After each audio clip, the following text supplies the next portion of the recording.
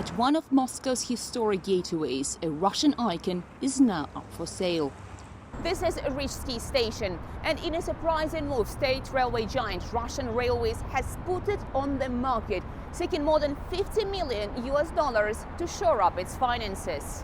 In an environment where the broader economy is slowing down, even state-owned giants are feeling the strain, selling assets, cutting costs and bracing for tougher times. For months, Russia's economic resilience has been a cornerstone of official messaging.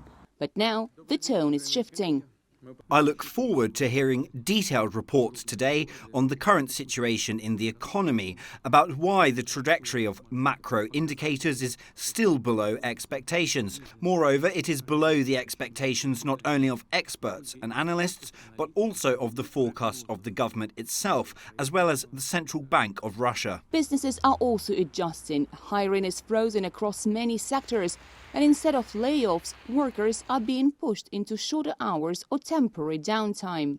Overall, I think the trend is clear. The companies are having less and less cushion accumulated from the last years, because in previous several years, companies earned, let's say, a lot of money due to, again, positive growth environment, high inflation environments, and supportive fiscal spending.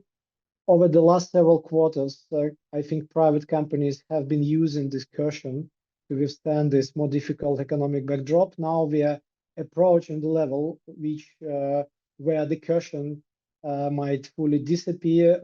Incomes are under pressure as inflation eats into everyday spending. A few companies are planning wage increases. Some are even preparing cuts. One of the important factors is real estate. I see how the sales are going down in newly constructed buildings, and there is a significant problem. People are unable to make a mortgage payment. Late payments stand at almost $4 billion. The economy is shaky and companies are closing. State media and independent outlets alike are now reflecting a more cautious outlook amid a climate of deepening uncertainty.